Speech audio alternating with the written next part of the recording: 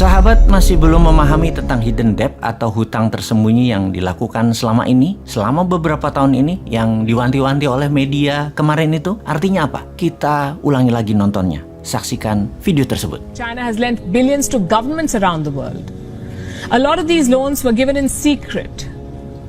We're calling them China's hidden loans. And they're burning a hole in the pockets of the borrowers. If China's economy collapses, these countries will all suffer. And that's just part of the problem. Hidden debt hurts all of these countries. Let me give you the example of Indonesia here. Indonesia wanted to build a railway line, so it borrowed money from China. It was a very bad idea. Indonesia is learning the hard way. It took $4.5 billion from China for this railway line. The project was launched in 2015. 6 years later, the cost of the project has shot up to well over $8 billion, from $4.5 to $8 billion, almost double of what was initially agreed. Now, what do? You cannot abandon the project midway. So Indonesia is dipping into its own state budget to pay for this railway line. And this could be just the beginning of its troubles. Most of the money Indonesia has borrowed from China is off the books. It is hidden debt. It is not reflected in official books. Officially, Indonesia owes China close to $5 billion. Unofficially, Indonesia reportedly owes China close to $23 billion. That's $18 billion of hidden debt. 78% of Indonesia's debt to China is hidden. Who took these loans? Indonesian government entities. And these are very risky borrowings.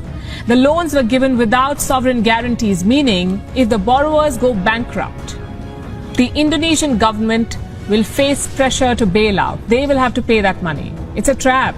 Kita jelaskan sekarang, begini logikanya. Indonesia kan negara sosialis elitis di dalam mengelola ekonominya. Dan apa itu sosialis elitis? Agen perubahan atau penggerak roda ekonominya adalah BUMN. Sosialis adalah aliran bernegara yang heavy on government. Dan rakyatnya hanya penonton, diam saja. Yang bergerak semuanya pemerintah. Peraturannya ketat, yang mengerjakannya adalah orang-orang pemerintah. Kalau seperti Taiwan, Jepang, Korea Selatan, dan Partai Republik Amerika, mereka adalah kapitalis yang berpihak kepada swasta. Taiwan, Korsel, dan Jepang sosialis akar rumput atau bottom up. Partai Republik Amerika top down atau kapitalis elitis. Oke, kita jelaskan sebentar ya. New Mind adalah kapitalis akar rumput, pro UKM. Maaf, jelasin sedikit agar menjadi pemahaman para sahabat tentang New Mind. Kita balik ke topik tentang kelolaan BUMN di Indonesia yang mungkin di dunia hanya Indonesia yang melakukan hal itu. Satu-satunya di dunia. BUMN adalah badan usaha milik negara. Jelas ya untuk hal ini. Bentuknya korporasi. Kalau korporasi berhutang, maka yang nanggung adalah pemiliknya. Sekarang pertanyaannya, kalau BUMN berhutang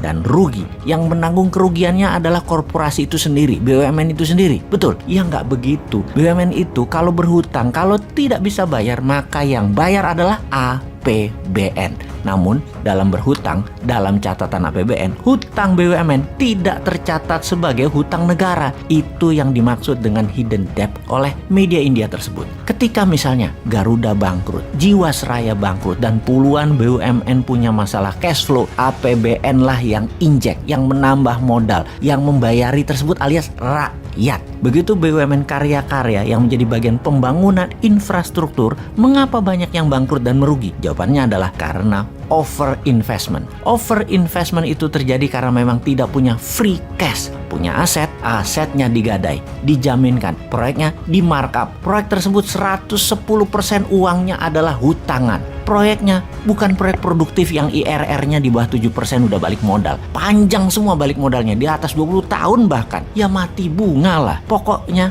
tidak akan terbayar bunganya saja. Bahkan bunganya pun tidak bisa terbayar. Jadi nombok. Dan apa yang terjadi? APBN bayarin lagi. Jadi proyek-proyek tadi asetnya dipegang oleh asing, yang ternyata oleh asing tadi aset tadi diteruskan ke biangnya atau pass through, atau aset kita itu dipegang Tiongkok sama Tiongkok asetnya diterusin buat jadi underlying atau jaminan hutang mereka ke dolar ke negara lain. Itu yang disebut hidden debt atau hutang tersembunyi karena tidak nampak di state budget, di anggaran negara tidak nampak. Jadi kalau mau jujur, bagaimana mulai sekarang hutang BUMN dicatat di APBN?